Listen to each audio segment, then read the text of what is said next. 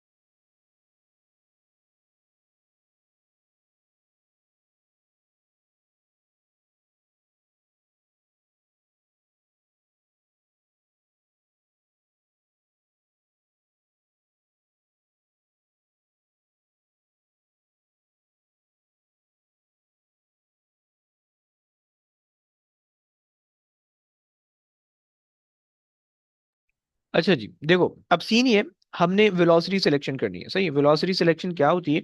Basically अगर हमारे पास जो है ना किसी एक पर्टिकुलर हमारे पास सोर्स है, उस सोर्स के अंदर जो है ना एक मतलब बहुत सारे डिफरेंट आयंस है, सही है। और हम चाहते हैं कि एक पर्टिकुलर एक स्पेसिफिक आयन को उसके अंदर से सेलेक्ट करके और एक्सट्रैक्ट कर ले बाहर, सही है। तो ये बेसिकली ना हमारे पास वो काम है उसका, सही है। अच्छा, उसके लिए हमें इलेक्ट्रिक फील्ड और मैग्नेटिक फील्ड दोनों की जरूरत पड़ती है, सही है। तो सबसे पहले इलेक्ट्रिक फील्ड भी यूनिफॉर्म होगी, मैग्नेटिक फील्ड भी यूनिफॉर्म होगी, ओके। सो चलो आज जरा समझने की कोशिश करते हैं। अब हमारे पास जो है, पहले हमने जो है ना इलेक्ट्रिक फील्ड का वो बनाया, सही है। क्या बोलते हैं, अपना रीजन बनाया। तो तुम्हें पता है कि electric field, uniform electric field जो है वो तुम्हें किस तरह से दिखेंगी, लाइक दिस, सही है, like this. You have to make sure कि, देखो कभी कभार जो है ना वो इलेक्ट्रिक फील्ड लाइंस बनाने को आ जाती है, ओके। इसके अंदर सही बच्चे गलती करते हैं। तुम्हें ये मेक श्योर करना है कि इलेक्ट्रिक फील्ड लाइंस जो है वो बिल्कुल एग्जैक्टली सेम डिस्टेंसेस पे होनी चाहिए। 3 लाइन बनाओगे तो तुम्हें नंबर मिलेगा, सही है। अच्छा जनाब, और इनकी डायरेक्शन करेक्ट होनी चाहिए, सही हो गया। हमारे पास जो है ये 3 लाइनें हमने बना दी, सही है। इसको थोड़ा सा अगर हम छोटा करें, सही है। और इसको भी अगर हम थोड़ा सा छोटा कर दें, अबे ये तो जा ही नहीं रहा कम वक्त। खैर छोड़ो, सही है। ये मेरे पास जो है ना इलेक्ट्रिक फील्ड का पोर्शन बन गया। अब अगर मैं इसके अंदर से एक चार्ज पार्टिकल को पास करूंगा, सही है। लेट्स से मैं पॉजिटिव, सिंपल सी कहानी रख रहे हैं, सही है। लेट्स से मेरे पास एक चार्ज पार्टिकल है, सही है। पॉजिटिव चार्ज पार्टिकल है, मैं उसको एंटर करूँ इस इलेक्ट्रिक फील्ड के अंदर, सही है। तुम लोग के ख्याल में ये चार्ज पार्टिकल कहाँ को बेंड होना चाहिए? जल्दी जल्दी बताओ प्लीज, क्विक। क्या हुआ सर? मैं ये पूछ रहा हूँ कि चार्ज पार्टिकल को मैं एंटर करूंगा इसके अंदर, तो ये चार्ज पार्टिकल किधर को बेंड होगा? जब एंड सर नेगेटिव, नेगेटिव की तरफ। नेगेटिव की तरफ जाएगा, राइट। सो इसका जो पाथ बनेगा as soon as it enters the magnetic field, वो इस तरह से जाएगा, सही है। थोड़ा सा आगे ले जाते, बाहर निकाल देते, सही है, लाइक दिस। सही है। अच्छा जी, हम ये मान रहे हैं, अच्छा तुम लोग को निकलना हो ना जब, तुम मुझे बता देना, ओके। अच्छा, ये मत भूल देना अभी निकलना है। तो अच्छा खैर, तो हमारे पास जो है हम ये कह रहे हैं कि भाई uniform, uniform electric field, okay. ये हमने एक बात कर दी। नाउ अब हमें मैग्नेटिक फील्ड को इस तरह से लगाना है कि हमारे पास ये पार्टिकल डिफ्लेक्ट ना हो, ओके। इलेक्ट्रिक फील्ड जो है वो पार्टिकल को नीचे डिफ्लेक्ट कर रही है, राइट।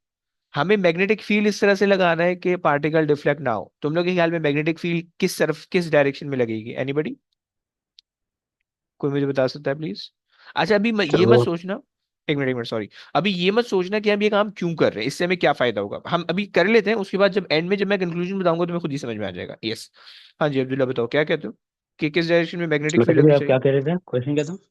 मैं ये कह रहा हूँ कि इलेक्ट्रिक फील्ड जो है वो नीचे को लग रही है, सही है, इलेक्ट्रिक फोर्स भी नीचे को लग रही है, तो पार्टिकल जो है वो नीचे की तरफ डिफ्लेक्ट हो रहा है, राइट। अगर हम ये चाहें कि पार्टिकल अपनी डिफ्लेक्शन ना शो करे, ओके, तो उसके लिए हम उसके लिए जो है ना मैग्नेटिक फील्ड को यूज करने वाले हैं, सही है। सो मैं ये पूछ रहा हूँ कि मैग्नेटिक फील्ड की डायरेक्शन क्या होगी और मैग्नेटिक फोर्स की डायरेक्शन क्या होगी इस केस के अंदर? ऑपोजिट टू द है इलेक्ट्रिक फील्ड में भी। Opposite to the electric field. अच्छा प्रॉब्लम ये है हमारे पास कि इलेक्ट्रिक फील्ड और इलेक्ट्रिक फोर्स तो सेम डायरेक्शन में होती है, राइट। लेकिन मैग्नेटिक फील्ड और मैग्नेटिक फोर्स सेम डायरेक्शन में नहीं होती, परपेंडिकुलर होती है, सही है। तो मैग्नेटिक फोर्स अलग डायरेक्शन होगी, फील्ड की अलग डायरेक्शन होगी, right. Like you can not say that कि आपके पास मैग्नेटिक फील्ड भी ऊपर हो मैग्नेटिक फोर्स भी ऊपर हो, ऐसा नहीं हो सकता। आप क्या करें?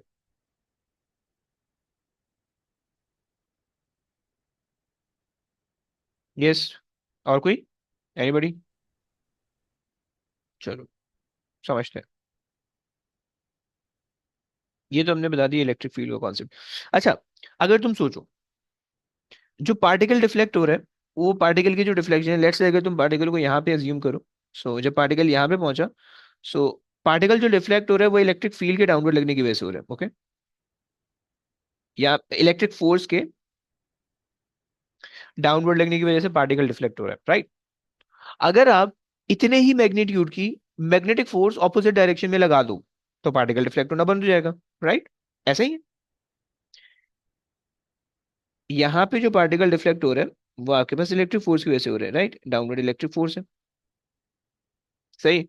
तो अगर तो आप इतनी ही मैग्नेटिक फोर्स इंट्रोड्यूस करवा दो ऊपर की डायरेक्शन में, राइट, तो आपके पास पार्टिकल डिफ्लेक्ट होना बंद हो जाएगा, राइट। लेकिन आपको पता है कि चार्ज पार्टिकल जो है वो राइटवर्ड जा रहा है, आपको अब ये भी पता चल गया कि आपको इलेक्ट्रिक फोर्स जो है वो ऊपर को लगानी है।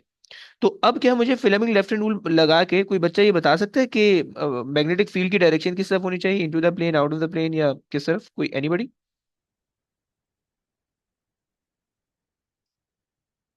यस।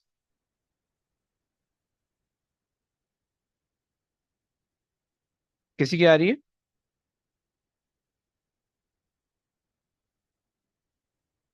कोई तो कुछ बोले यार। Sir out of the plane. Out of the, bro force ऊपर है, उल्टा यूज इनटू किया। The plane. Into the plane, force ऊपर, अब्दुल्ला उल्टा उल्टा, हाँ सही, तुमने सही बताई है। इनटू द प्लेन आ रही है। अब्दुल्ला कौन सा हाथ यूज कर रहे हो भाई? लेफ्ट। सर प्लेसमेंट गलत की थी। ओके ओके ओके, सही है, सही है। सही, पहले वाले ने सही बताया अब्दुल्ला, तुम सही बता रहे हो, लेकिन दूसरे वाले अब्दुल्ला ने गलत बताया था, सही, खैर है। सही है ना? तो चलो, तो अब इस केस के अंदर जब हमारे पास आपने magnetic field into the plane लगाई, सही, मैं यहाँ पे मैग्नेटिक फील्ड भी ड्रॉ कर देता हूँ, क्या के बस जो है वो मैग्नेटिक फील्ड जो है वो क्रॉस होनी चाहिए, सही है, लाइक दिस। देखो ये पेपर में बनाना होता है, ओके, तीन, हाँ, 3 4 नंबर में आता है ये, सही है। उसने जो है ना वो आधा सफा दिया हुआ होता है कि डायग्राम बना लो, कहते थे कि डायग्राम आप बना दो, सही है। सो इसी मैं यहाँ पे बना के दिखा रहा हूँ, सही, ये पूरी चीज़ मैंने बना दी, यहाँ पे भी मैग्नेटिक फील्ड होगी, लेकिन यहाँ पे फिर गिच पिच हो जाएगा, सही है। चलो, सही हो गया। अब क्या होगा कि जब पार्टिकल यहाँ से पास होगा तो पार्टिकल का जो नया वाला पाथ होगा वो पार्टिकल बिल्कुल स्ट्रेट जाएगा। सही है। लाइक, अबे भाई, लाइक दिस, ओके। और वो यहाँ से पास होके चले जाएगा। सही हो गया। अब इसके ऊपर जो है तुमने कांस्टेंट मैग्नेटिक फील्ड लगाई है और कांस्टेंट मैग्नेटिक फोर्स लगाई है, राइट। यहाँ पे तुम्हारे पास जो है यहाँ पे हम लिख लेते हैं uniform magnetic field into the plane. सही हो गया। सो ये तुम्हारे पास जो है कॉन्सेप्ट है। अब तुमने बेसिकली किया क्या, वो होता है तुमने जो है ना यहाँ पे वॉल लगाई हुई होती है, सही है, लाइक दिस, कि पार्टिकल ना यहाँ से बाहर नहीं जा सके। सही है। अब जिस पार्टिकल की, तो पहले तो हम ये देख लेते हैं कि ये आ क्या रहा है इससे, सही है। और फिर उसके बाद जो है इसको समझेंगे कि इससे हो क्या रहा है। सही है। ये आ गया, ये आ गया, राइट। हमने यहाँ पे जो है ना इसको ब्लॉक किया हुआ होता है कि पार्टिकल जो है वो पूरा बाहर नहीं जा सके, बल्कि पार्टिकल जो है वो अंदर अंदर है। सही है। तो अबे लो, चले। तो अब सबसे पहले तो इक्वेशन बनाते हैं, सही है। हमें ये पता चला कि भाई हमारे पास जो है, अच्छा अगर तुम साइड व्यूज का देखना चाहो ना, तो इसका साइड व्यू तुम्हें इस तरह से दिखने वाला है कि तुम्हारे पास जो है ना ये दो पैरेलल प्लेट है। ये तो मैंने ऊपर टॉप व्यू दिया है कि तुम ऊपर से इसको देख रहे हो, राइट। साइड व्यू तुम्हारे पास इस तरह से बनेगा कि ये तुम्हारे पास जो है ना दो पैरेलल प्लेट है, सही है। और इनके बीच में जो इलेक्ट्रिक फील्ड लाइंस है वो इस तरह से, लाइक दिस, सही है, and like this, and like this. सही, तीन आई थिंक एक और बना लेते हैं, बस काफी रहेगी। सही हो गया। अच्छा ये तुम्हारे पास है इलेक्ट्रिक फील्ड लाइंस, राइट। अच्छा तुमने मैग्नेटिक फील्ड लाइन जो अप्लाई की है वो इस तरह से अप्लाई की हुई है, सही है, कि वो ऊपर से नीचे को है। सही है, वो यहाँ से लग रही है एंड देन डाउनवर्ड। सही है। थोड़ी सी टेढ़ी हो गई। सही है। वो मैं देखो, मैं सीढ़ियाँ नहीं बना रहा हूँ, सही है, मैं कोशिश कर रहा हूँ अच्छी डायग्राम बनाऊँ। लेकिन जो है ये लाइन जो है वो बस आपस में परपेंडिकुलर आपको दिखानी है। सही है। सही है ना, तुमने की कॉन्सेप्ट बिल्ड हो रहा है।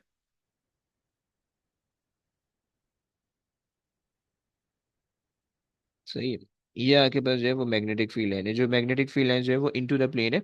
सही है, वो इस तरह से आपको दिख रही है। सही है कि अब आपके पास जो है, सही है। सो अब आपके पास जो है ना ये मैग्नेटिक फील्ड लाइंस है बी, सही है। ये इलेक्ट्रिक फील्ड लाइंस है ई, सही है। एंड पार्टिकल जो है वो एंटर हो रहा है 90 डिग्रीज पे। सही है, पार्टिकल जो है वो एंटर हो रहा है 90 डिग्री पे, ये चार्ज पार्टिकल आ गया, ओके। चार्ज पार्टिकल आ गया, ओके। सो ये साइड व्यू आपके पास, सही हो गया ना। तो इस तरह से आपको साइड व्यू दिखेगा और फिर चार्ज पार्टिकल जो है वो विदाउट एनी डिफ्लेक्शन वो पास ऑन हो जाएगा। सही हो गया। अब अगर आप देखो तो आपको यहाँ पे दिख रहा है कि भाई आपके पास जो है वो इलेक्ट्रिक फोर्स और मैग्नेटिक फोर्स बराबर है, राइट। यहाँ पे न्यूटन का फर्स्ट लॉ लगेगा क्योंकि आपके पास कोई जो है ना चेंज इन डायरेक्शन नहीं हो रहा है। सही है। So electric force is equal to magnetic force, पहली बात हो गई। सही। इलेक्ट्रिक फोर्स आपके पास है F E is equal to F B, right. यहाँ पे आप इस तरह से लिख सकते हो, ओके। पहले मैंने बना किया था सेंट्रीपिटल फोर्स के अंदर, सेंट्रीपिटल फोर्स को एफ बी के साथ नहीं लिखोगे क्योंकि वहां पे अलग कॉन्सेप्ट है, राइट। वहां पे एफ बी ही सेंट्रीपिटल फोर्स थी, राइट। यहाँ पे एफ बी अलग है, एफ एफ ई अलग है, सही है। इलेक्ट्रिक फोर्स का तुम्हें फॉर्मूला पता है, ई टाइम्स क्यू, सही है। मैग्नेटिक फोर्स का तुम्हें फॉर्मूला पता है बी क्यू वी। और साइन थीटा हम नहीं ले रहे क्योंकि हमारे पास पार्टिकल जो है वो हमें दिख रहा है 90 डिग्रीज पे एंटर हो रहा है, ओके। सो क्यू से क्यू कैंसिल हो गया and we are left with E over B is equal to V, right. सही हो गया। अब इससे हमें पता क्या चला, इससे हमें पता ये चला कि वो पार्टिकल, कि जिस पार्टिकल की वेलोसिटी इलेक्ट्रिक फील्ड और मैग्नेटिक फील्ड के रेशियो के बराबर होगी, ओके। वो पार्टिकल, ये जो एंटर हम पार्टिकल एंटर कर रहे हैं, वो पार्टिकल कि जिस पार्टिकल की वेलोसिटी इलेक्ट्रिक फील्ड और मैग्नेटिक फील्ड के बराबर होगी, सिर्फ और सिर्फ वो पार्टिकल जो है पास हो पाएगा, राइट। यानी इससे जो है ना, अब देखो आप ये करते हो, पहले आपने एक्सपेरिमेंटल सेटअप किया, चार्ज वार्ज आपने नहीं इसमें पास किया, पहले एक्सपेरिमेंटल सेटअप किया, इलेक्ट्रिक फील्ड और मैग्नेटिक फील्ड आपने अपने हिसाब से एडजस्ट कर ली, राइट। और फिर आपने जो है वो उसको जो है ना, यानी जो चार्ज पार्टिकल थे, इलेक्ट्रिक फील्ड और मैग्नेटिक फील्ड की वैल्यू आपने कैलकुलेट कर ली और आपने वेलोसिटी पता चला ली, राइट। अब आपके पास जो एक जो ओर है, जो सोर्स है आपके पास, आपने उसके अंदर से हर पार्टिकल को एक वेलोसिटी से फायर किया, राइट। सो उसके अंदर से सिर्फ और सिर्फ वो पार्टिकल के जो है इस वेलोसिटी के इक्विवेलेंट वेलोसिटी से मूव कर रहा होगा, ई ओवर बी के रेशियो के बराबर मूव कर रहा होगा। सो वो पार्टिकल जो है वो सिर्फ और सिर्फ सीधा जाएगा, ओके। और जो दूसरे पार्टिकल्स होंगे जिनकी वेलोसिटीज इनके बराबर नहीं होंगी, वो पार्टिकल डिफ्लेक्ट हो जाएंगे, ओके। सही है, कोई ऊपर जाके रुक जाएगा, कोई नीचे जाके रुक जाएगा, सही है। सो ये इस तरह से जो है ना, हमारे पास एक सिलेक्टेड पार्टिकल जिनकी एक स्पेसिफिक स्पीड होगी, सिर्फ और सिर्फ वो पास ऑन हो सकेंगे, राइट। सो ये हमारे पास इसका कॉन्सेप्ट है, राइट। अच्छा, और पीछे जो है ना, पीछे हमारे पास जो है ना, यहाँ पे हमने सिर्फ और सिर्फ मैग्नेटिक फील्ड का पोर्शन लगाया हुआ होता है, सही है। मैं तुम्हें इसकी पिक्चर भी शो करूंगा इंशाल्लाह आज या कल की क्लास में, सही है। तो ये हमारे पास जो है ना मैग्नेटिक फील्ड का पोर्शन है, सही। इसमें तुम कहानी ये लिख सकते हो कि भाई तुम्हारे पास जो है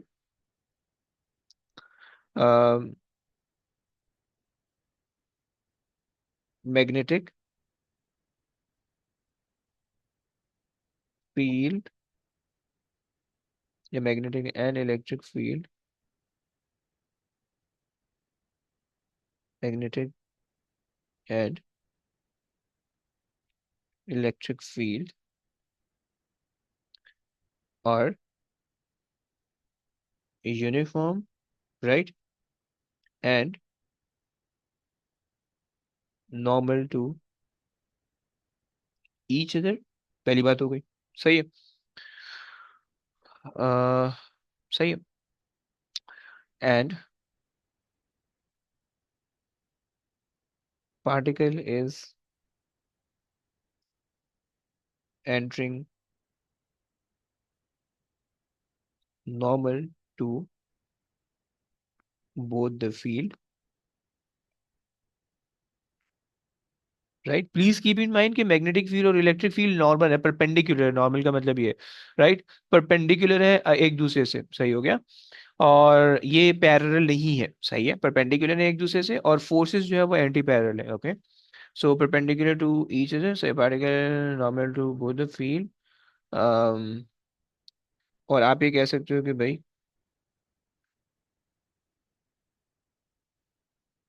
magnetic and electric force are anti parallel to each other, right. दूसरी बात हो गई। और जब आपने कहा कि anti parallel to each other, तो उसके बाद हमारे पास हो गया कि anti parallel to each other, और फिर आखिरी बात आप ये लिख सकते हो कि भाई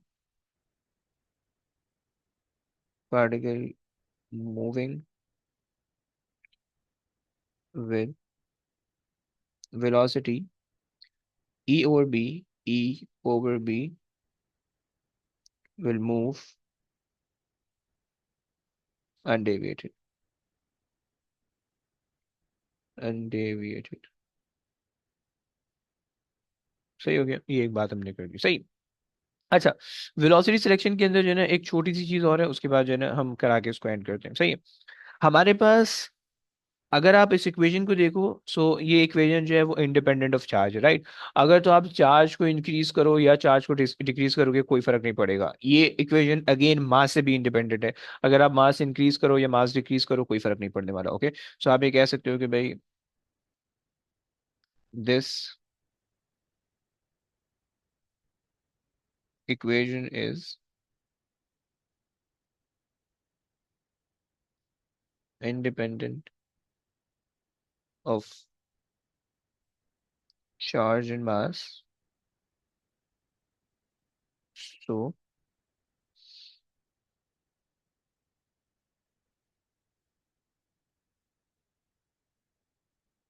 different charges and masses move with the same speed, move with the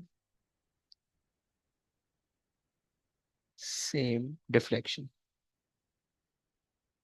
right.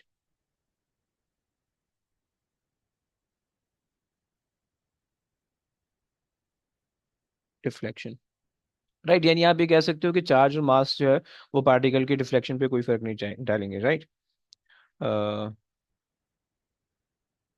यानी आप इसको इस तरह से कह रहे हो, mass and charge will not affect the path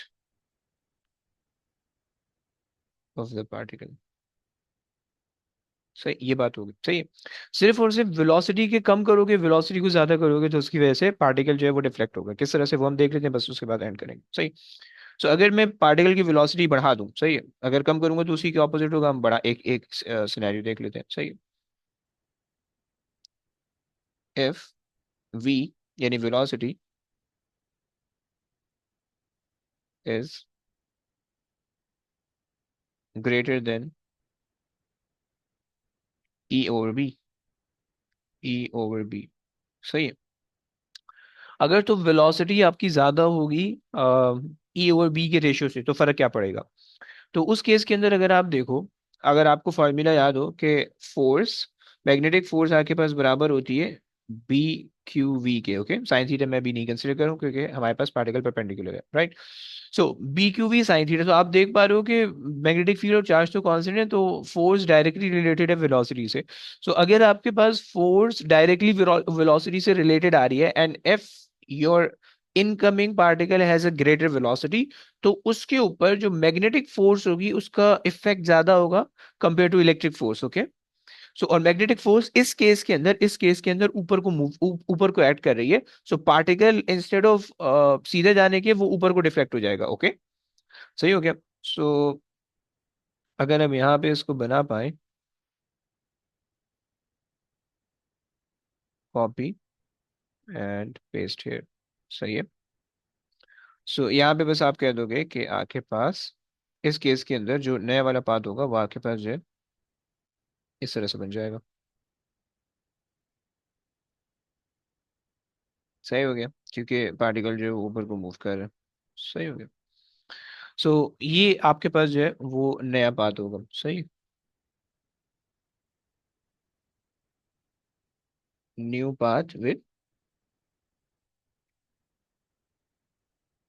greater speed, सही हो गया बच्चों। सो ये हमारे पास जो है ना वेलोसिटी सिलेक्शन का पोर्शन यहाँ पे हमारे पास कंप्लीट हो गया, सही है। फिर उसके बाद जो है वो आगे वेलोसिटी सिलेक्शन के आगे जो है ना वो उसने एक छोटा सा पोर्शन और ऐड किया हुआ होता है कि जिसके अंदर पार्टिकल डिफ्लेक्ट होता है फर्दर, और उसकी भी इक्वेशन हम तकरीबन देख ही चुके हैं, सही है। तो फिलहाल बस अब यहाँ पे एंड करते हैं, और इंशाल्लाह कल की क्लास में जो है ना वो फिर इसको तकरीबन इसके अंदर एक चीज़ और बाकी है, और फिर उसके बाद ये चैप्टर ये वाला पोर्शन एंड हो जाएगा, और फिर इसके थोड़े बहुत क्वेश्चन भी मैं दे दूंगा, तो उसको भी अटेम्प्ट करना। और फिर उसके बाद इंडक्शन है वो थोड़ा सा मुश्किल है, ये आसान है कंपैरेटिवली, तो इसको बस कर लेना, और फिर उसके बाद जो है वो आगे चलेंगे, सही है। चलो, चलिए जनाब, ओके गाइस, टेक केयर, अल्लाह हाफिज़। अल्लाह हाफिज। अल्लाह हाफिज़।